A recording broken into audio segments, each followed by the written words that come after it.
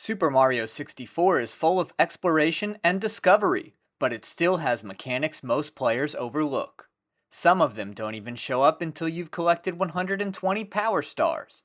Here are 15 hidden tricks you probably never discovered. Jumping 3 times in quick succession allows Mario to perform a triple jump.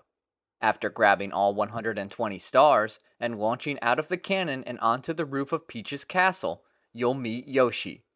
He has a special message and will give you 100 lives, but that's not all. Go for another triple jump and a sparkle trail will appear behind Mario. At first, this seems like a cool visual effect. Through experimentation, you'll notice that he'll hold the jump longer if you hold the A button. By executing this maneuver from a great height, Mario will bounce on the ground and avoid any fall damage. These are just two of the 120 star rewards. There are 3 more that pertain to this list, including one with the penguin, but I'll go over those at the end. Using the special triple jump isn't the only way to avoid damage in Mario 64. Execute a ground pound just before you hit the surface to negate any harm. In Bob-omb Battlefield, an easy way to get back to the island in the sky is to jump into this cannon. Aim at the tree, then hold the analog stick all the way up. By aiming at the sky like this, you will land on the island every time. If you jump off and dive at the last moment, Mario will not take damage. In Lethal Lava Land, you can bounce across small sections of lava unharmed. An easy place to do this is the platform before the 8 red coins. Wait until the end of the platform reappears and perform a running slide kick by pressing Z and B. He will bounce on the lava and make it to the other side without taking damage. This works in the other direction as well. Yoshi jumps off the roof of Peach's castle easily. I follow his lead and take fall damage near the waterfall.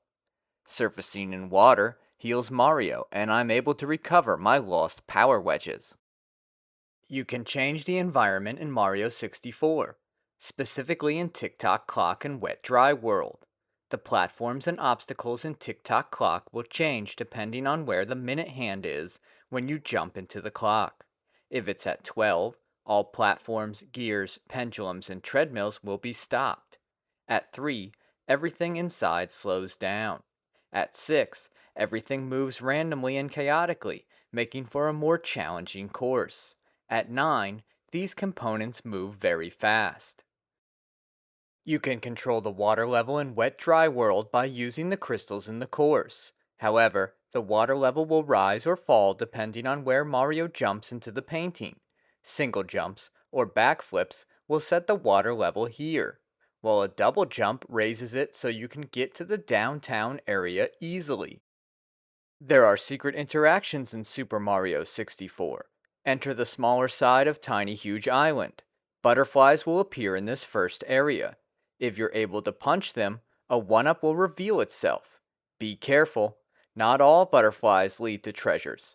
This one turned into a big black ball when I landed on it, and took 2 of my power wedges. Luckily, I can use the water healing trick here too.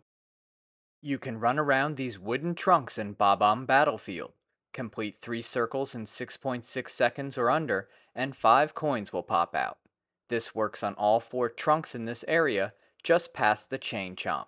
An interesting tidbit is if you ground pound them, then run around them, they will not give you any coins.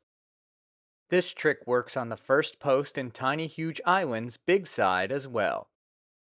In Hazy Maze Cave, there are several Monty moles in the Toxic Maze section of the course. They come up from their holes and throw rocks at you. If you jump on 8 of them without leaving the area, a 1-up will spawn.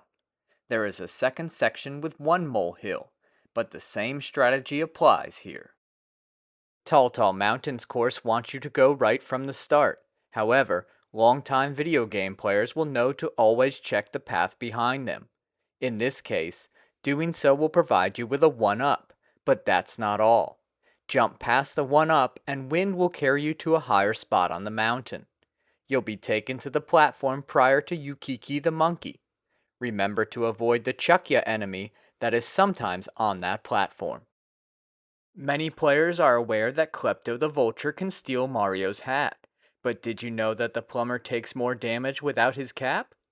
As an example, I took damage from a fly guy in Shifting Sandland with and without Mario's headgear. With his hat, he loses 2 power wedges, and without his hat, he loses 3. The amount of damage depends on the enemy, but you will always take more damage without your cap. There are 5 hidden 1-ups in the Bowser in the Sky course. The first one is in this question mark block, but be careful not to get zapped by the amp in the area. If you do, the 1-up will usually fall off the platform before Mario can recover and grab it. However, I intentionally get hit by the amp before I open the box, so that my foe will stop and I will have time to collect the mushroom. Jump over to the next platform. There are 2 stone platforms below you that are impossible to see from this camera angle. The second one is on the middle platform behind the blue pole. If you fall, as I did here, just climb up to the 1-up. The third one is below these checkerboard platforms. Ride them down and jump for it. When you reach the recovery heart, ride the platform past the first set of wooden platforms and jump on the second set for the 4th extra life. 1-up number 5 is past the last pillar on the left. Work against the wind to nab it. After tossing the Koopa King into the last bomb, Bowser will have a message for you. No, it can't be. You've really beaten me, Mario. I gave those troops power, but now it's fading away. Arr! I can see peace returning to the world. I can't stand it. It's not over yet. Come on, troops. Let's watch the ending together. Wahahaha! But if you've collected all 120 Power Stars, Bowser will have a special message. No, you've really beaten me this time, Mario. I can't stand losing to you. My troops? Worthless! They've turned over all the Power Stars? What? There are 120 in all? Amazing!